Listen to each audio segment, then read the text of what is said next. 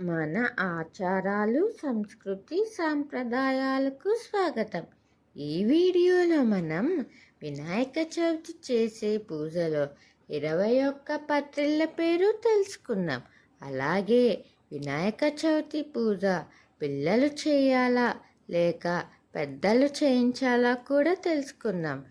వినాయక చవితి చేసే పూజలో 21 పత్రిళ్ళ పేరు: మాచీపత్రం, బృహతీపత్రం, బిల్వపత్రం, గరిక, ఉమ్మెత్తపత్రం, బదలీరేకుపత్రం, ఉత్తరేణీపత్రం, తులసీపత్రం, మామిడాకు, గన్నేరుపత్రం, విష్ణుకాంతపత్రం, దానిమ్మపత్రం, దేవదారుపత్రం, మరువకపత్రం, సింధువారపత్రం, జాజీపత్రం, జమ్మిపత్రం, గండకీపత్రం, రావి ఆకు, అర్జునపత్రం, జిల్లేడుపత్రం.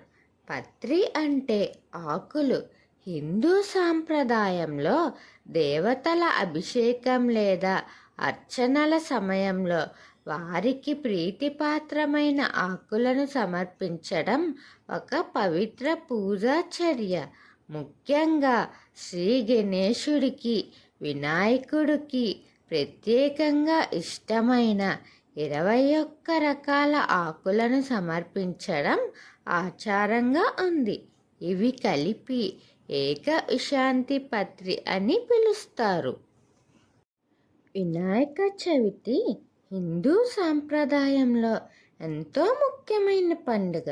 ఈ రోజున పిల్లలు, పెద్దలు అందరూ వినాయకుణ్ణి పూజిస్తూ భక్తితో గడుపుతారు. ప్రత్యేకంగా పిల్లల కోసం కొన్ని చైతన్యవంతమైన, ఆచారబద్ధమైన కార్యకలాపాలు నిర్వహించవచ్చు. వేకువజామునే లేచి స్నానం చేసి శుభ్రంగా ఉండే బట్టలు ధరించాలి. పెద్దలు సాంప్రదాయ వస్త్రధారణ చేయాలి.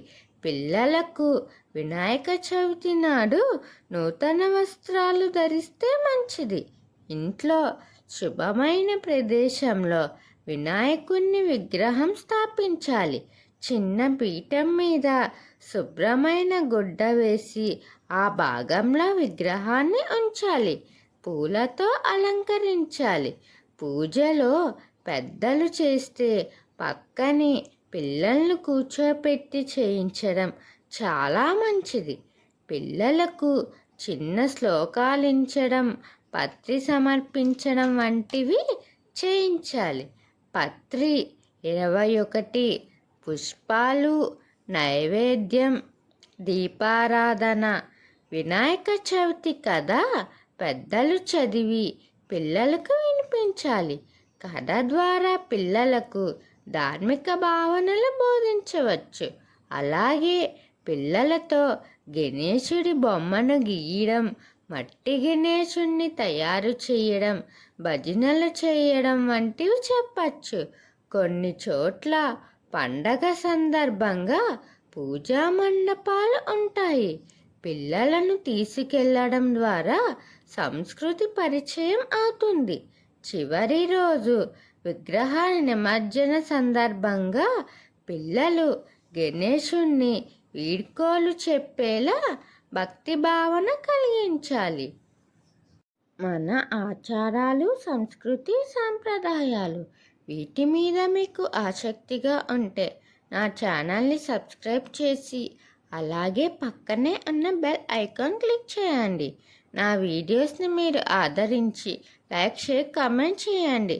ఓం శ్రీ మాత్రే నమః.